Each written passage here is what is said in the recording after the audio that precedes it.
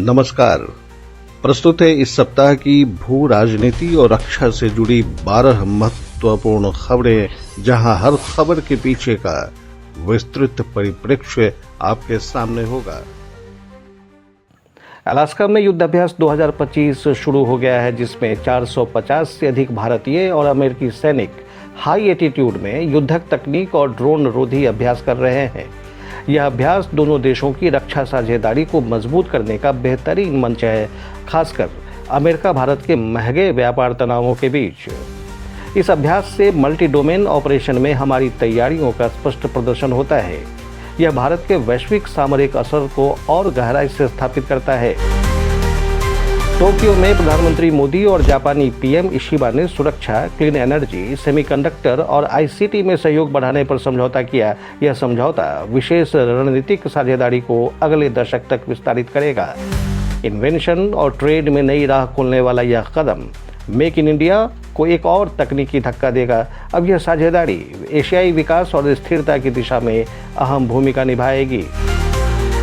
प्रधानमंत्री मोदी चीन में आयोजित एससीओ सम्मेलन में शिखर नेताओं शी और पुतिन से मिले, जिससे भारत की कूटनीतिक सक्रियता को नया आयाम मिला। यह मुलाकात वैश्विक बहुपक्षीयता में भारत की रणनीतिक क्षमता को दर्शाती है।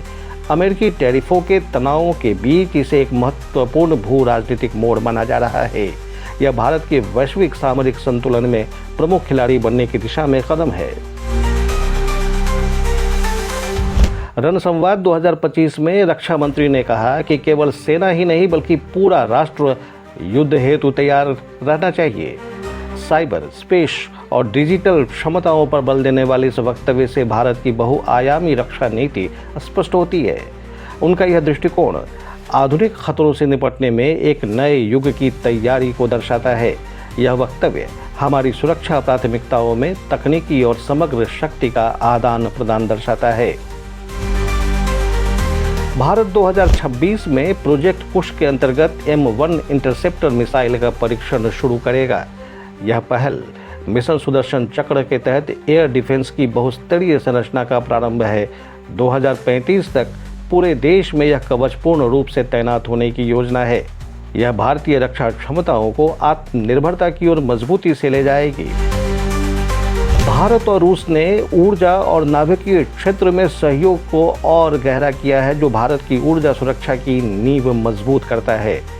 दंडात्मक टैरिफ स्थितियों में भी यह साझेदारी और राजनीतिक स्वतंत्रता प्रदान करती है। उजागर होती यह दिशा भारत की दीर्घकालीन आर्थिक रणनीतिक स्वायत्तता पर प्रकाश डालती है। यह साझेदारी ग्लोबल साउथ के ऊर्जा सहयोग का एक आदर्श मॉडल बन सकती है। भारतीय और ऑस्ट्रेलियाई नौसेना ने साझा अभ्यासों जैसे मालाबार में भागीदारी बढ़ाकर इंडो पैसिफिक में सहयोग का विस्तार किया है। यह साझेदारी समुद्री सुरक्षा और रणनीतिक जवाबदेही को और मजबूत करती है। यह कदम भारत को क्षेत्रीय नेतृत्व के रूप में स्थापित करता है। यह सहयोग हिंद महासागर क्षेत्र में स्थिरता और सामरिक समन्वय को बढ़ावा देता है। अमेरिकी टैरिफ नीति के चलते भारत ने चीन, रूस समेत अन्य देशों के साथ व्यापार संबंधों को पुनर्गठित किया है। इस रणनीति ने मेक इन इंडिया को वैश्विक आपूर्ति श्रृंखला में नए अवसर दिए हैं। भारत अब व्यापारिक दबावों का सामना बहुमुखी साझेदारियों के जरिए कर रहा है। यह कदम राष्ट्रीय आर्थिक सुरक्षा और निर्यात सामर्थ्य को और बढ़ाता है।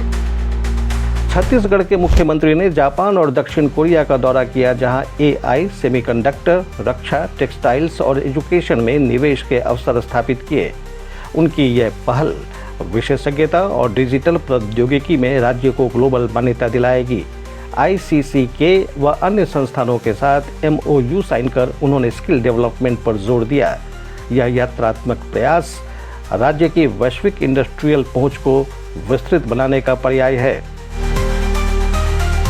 रक्षा मंत्री ने बताया कि भारत की रक्षा प्रणाली मिशन सुदर्शन चक्र के तहत अगले दशक में देश की महत्वपूर्ण सेनाओं और स्थलों को हवाई सुरक्षा प्रदान करेगी। यह संरचना पूरा देश आयरन डोम जैसी एयर रक्षा प्रणाली से लैस करेगा। प्रस्तावित डिजाइन में मिसाइल, लेजर और उच्च तकनीकी निगरानी शामिल है। यह दृष्टिकोण भारत की दूरदर्शी रक्षा तैयारी का संकेत है। अमेरिकी टैरिफ ने भारत के रूस से सस्ते तेल आयात पर लाभ को खत्म कर दिया है। भारत ने इन टैरिफों के प्रभाव से उबरने के लिए ऊर्जा साझेदारियों को विविध बनाया है। यह व्यापारिक निर्णय नई ऊर्जा सुरक्षा रणनीति को दर्शाता है। यह संदेश देता है कि भारत नीतिगत चुनौतियों का सामना रणनीतिक स्थिति से करता है। भारत 2025 तक देश में वाणिज्यिक चिप निर्माण शुरू करने जा रहा है, जिससे भविष्य की तकनीकी क्षमता को मजबूती मिलेगी। सरकार का लक्ष्य 2030 तक $100 अरब का सेमीकंडक्टर बाजार तैयार करना है। यह कदम डिजिटल आत्मनिर्भरता और ग्लोबल टेक्नोलॉजी प्रतिस्पर्धा में भारत को अग्रणी बनाता है। यह कार्यक्रम डिजिटल इंडिया और मेक इन इंडिया दोनों की सफलता का भी प्रमाण है। तो ये थे इस सप्ताह के प्रमुख भू राजनीति और रक्षा समाचार विस्तृत परिप्रेक्ष्य के साथ। अगर आप विश्लेषण और अपडेट चाहते हैं तो चैनल सब्सक्राइब करें। फिर मिलते हैं। नमस्कार।